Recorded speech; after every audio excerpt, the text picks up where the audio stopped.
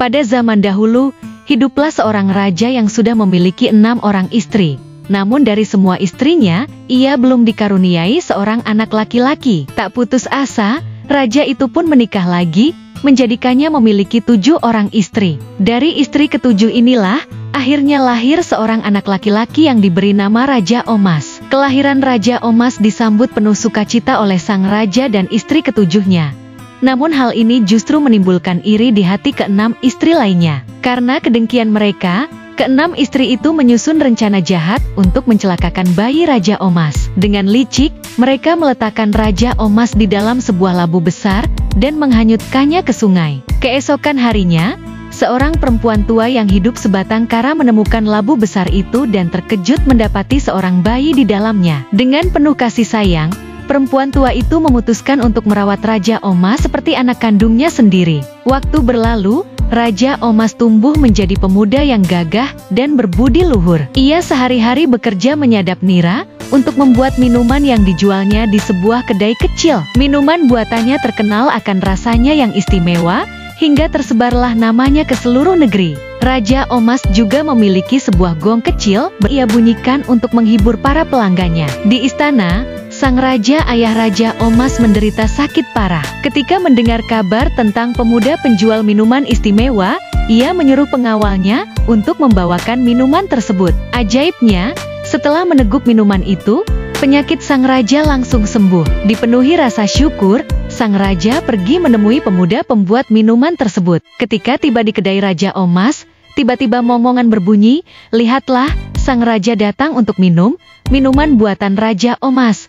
Sang raja mulai curiga bahwa pemuda itu adalah anaknya yang hilang. Ia lalu menemui perempuan tua yang telah merawat Raja Omas sejak bayi, dan mendengar kisah penuh haru tentang bagaimana bayi itu ditemukan di dalam labu besar. Keyakinan sang raja semakin kuat bahwa pemuda itu adalah putranya. Dengan hati penuh haru, ia ingin membawa Raja Omas kembali ke istana. Namun perempuan tua itu merasa sangat kehilangan. Akhirnya, sang raja mengizinkan Raja Omas tetap tinggal bersama perempuan tua itu, hingga tiba saatnya untuk dinobatkan menjadi raja. Suatu hari, perempuan tua itu meminta Raja Omas pergi ke telaga di tengah hutan.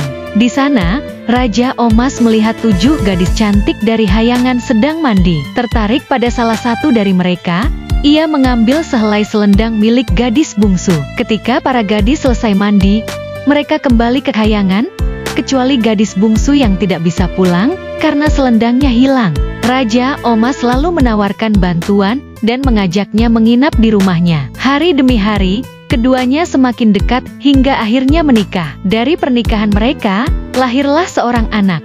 Namun suatu hari, sang putri bungsu menemukan selendangnya yang hilang. Ia akhirnya menyadari bahwa suaminya yang menyembunyikannya. Dengan selendang itu, ia bersiap kembali ke hayangan dan membawa anak mereka. Raja Omas yang tak ingin berpisah dengan anaknya mencoba menahan kepergian sang putri. Ia dengan cepat mengoleskan ramuan berbau tak sedap ke wajah anaknya, karena ia tahu istrinya tidak tahan dengan bau tersebut. Usahanya berhasil. Putri bungsu pun melepaskan anak mereka dan terbang kembali ke hayangan. Namun, sesampainya di sana, putri bungsu tidak diterima lagi karena terlalu lama berada di bumi. Ia pun berubah menjadi saringgon.